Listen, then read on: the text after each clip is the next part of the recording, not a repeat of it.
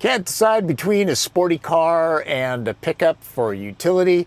Well, maybe consider the Ford Maverick Lobo. Lobo means wolf in Spanish. You've already learned something, and there's so much more to come.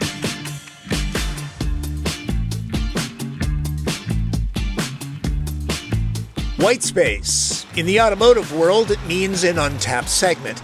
In 1984, Chrysler gave us the minivan that revolutionized family hauling. In the early 2000s, Toyota Prius plugged the efficiency hole. Recently, Ford's Maverick was the pickup no one knew they needed. Its compact size resonated, long waiting lists and shocking second stickers were proof.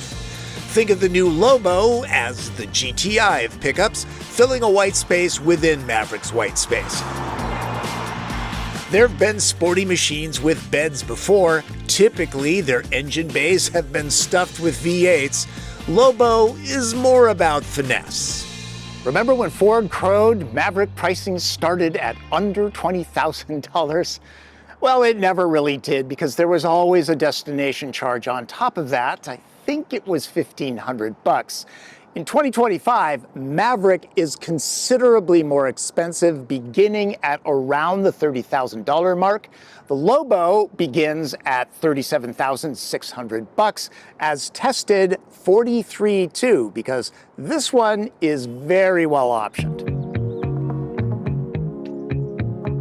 There's only one package, a $5,500 equipment group that brings a spray and bed liner, solid Bang & Olufsen sound, and a sunroof to the party, plus much more.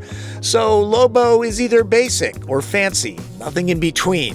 It gets serious Ford organ donor action. The dual-clutch rear differential from Bronco Sport Badlands gives Lobo torque vectoring ability. The oil and transmission coolers from Maverick's tow package are standard. Dual-piston brake calipers are off the Euro Focus ST. While not a full Carolina squat, the unique suspension drops the truck a ½ inch up front, 1.1 inches in back, reducing ground clearance to 7.4 inches. Lobo shifts with 7 ratios, usually Maverick's transmission uses 8, and paddle shifters. So, Lobo isn't a simple trim package, even though the grille and 19-inch wheels subtly signal it's something different. No extra oomph coming from this. The 2-liter turbocharged 4-cylinder makes the same 250 horsepower and 277 pound-feet of torque as any other EcoBoost Maverick.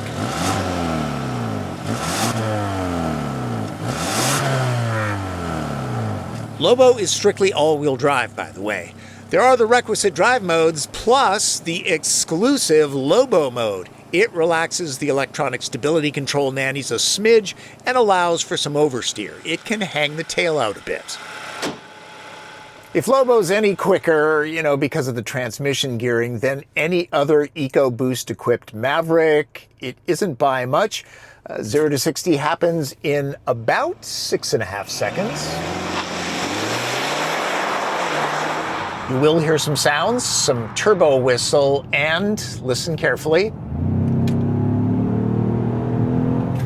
a bit of engine growl. It's nothing like the late great F-150 SVT Lightning, but it sets the mood. I've always liked the way Maverick drives, especially for a pickup. Lobo adds an extra edge, like it's been doing CrossFit agility workouts.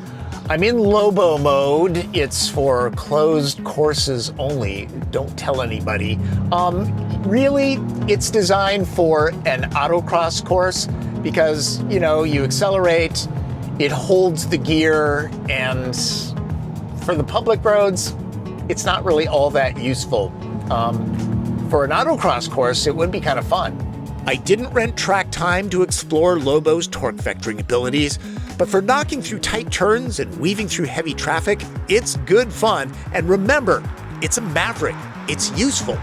People will be buying this for pickup utility and everyday transportation.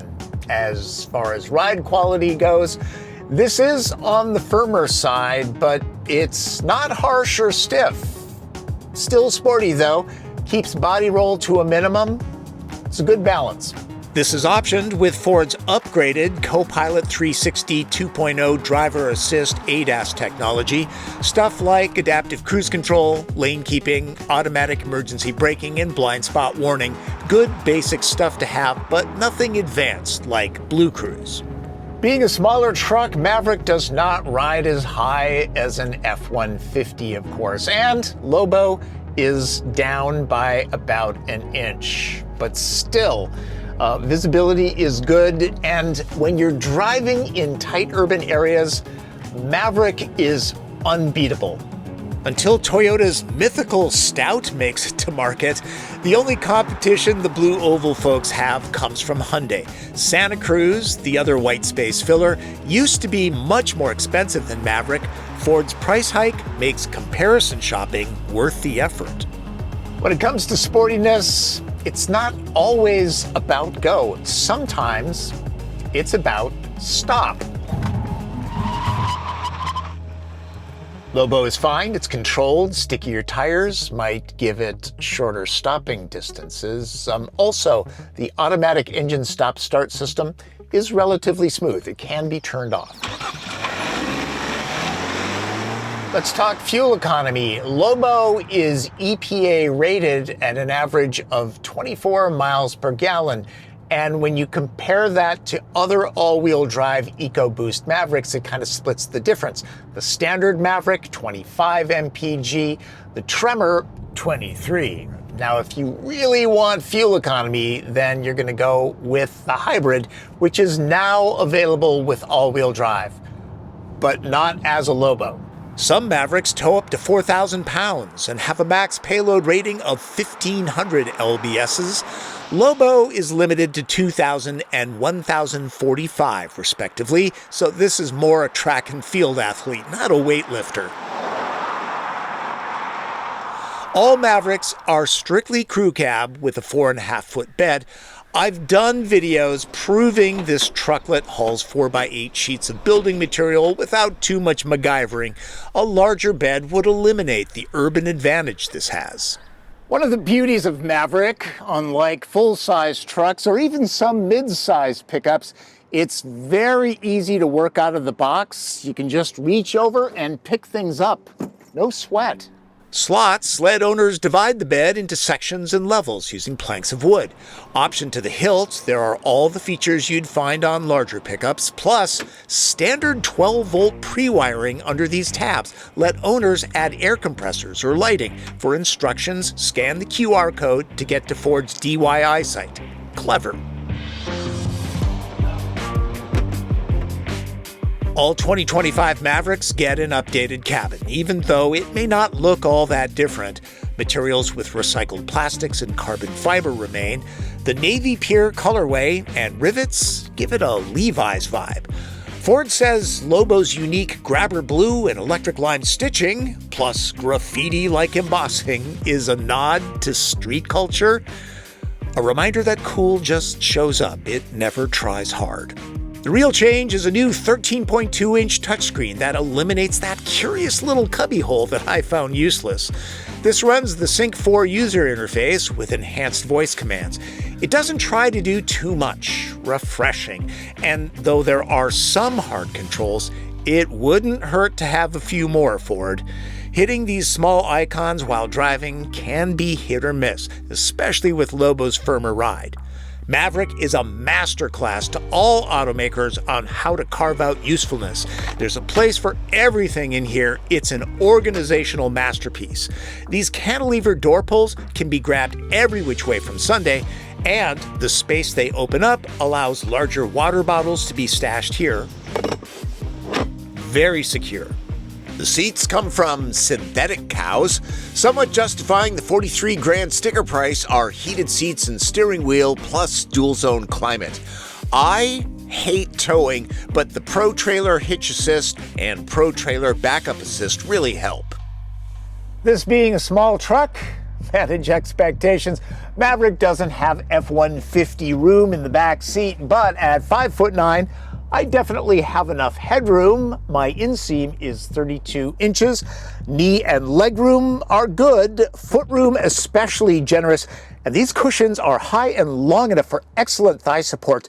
They're very comfortable. Getting my size 11s through is a little tight, but hey, I'll manage. Door panels get the same trick treatment as the front. This is very cool. Pockets on both seat backs too. Excellent. Underneath the cushions, hey, there's actually a solid amount of space back here to stash tools and such. As for behind the seat backs, not really much usable space back here. A lot of electronics. Ford is generous with the power ports. You can charge just about anything up here. And this is for snapping in a cup holder or a trash can. Ford sells these accessories, or you can 3D print them. There is a spine running down the middle, which cuts into footroom, especially for anybody sitting in the middle seat. Every square inch is used back here. Look at this little cubby.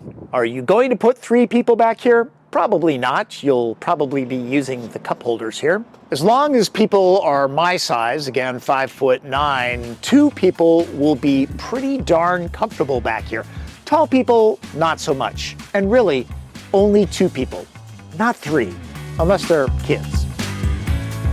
Maverick is unique in the truck world, and Lobo takes the concept to a sportier level. It's like a reverse mullet, party up front, business in the back. When you think about it, without anything like Focus or Fusion in the lineup, Ford has to work with the vehicles it has. Maverick is definitely unique in the marketplace, meaning Lobo is definitely one of a kind. Pickup utility and fun to drive? Yes, please. This isn't a GTI, but it is a good time. And at 42 grand, as tested, it's a little bit expensive. Maybe go with the base model. Much more affordable. A little extra oomph over the standard EcoBoost engine couldn't hurt either. Good to see Ford thinking outside the box. Lobo's white space within a white space offers buyers something different, no matter what color it comes in. When it comes to paint, Lobo is limited to 4 hues. Other Mavericks get 9, and no reds or greens, only grayscale. The only real color, Velocity Blue here, draws eyeballs. That's a sweet looking truck. It does pop. Don't like these turbofan wheels? More traditional open spoke alloys are available for $100. A good deal. Of course, Martin Campbell drives while I shoot running footage, and he's always lurking in the back seat. Yep. Even when I'm driving my personal car, it's a little creepy. But hey, what do you think of this? I like it. It's firm. Yeah? It's a pickup truck. Yeah. Small pickup truck. Yeah, but it's kind of the only one of its kind. Yeah. He doesn't know his Instagram handle, do you? Oh, dude. M. Campbell Photo Images. Sweet. Okay, it's long. I'm still going to put the graphic here, but wow. Yeah. Hey. Took months. Really, check out his page. Lots of great close-ups and cool music because Martin is a DJ when he isn't an IT manager. Thanks for watching, folks. I'm not going to bug you to subscribe because you're going to if you want to, right? But you have stuck around to the very end, so that would be my argument for you to do that. And if you have any questions, leave it in the comments, okay? Either I will get back to you or one of my followers will. This has become a really good community. Check it out. And I'm on all the social media platforms. Check those out too. That's Driven. I'm Tom Volk.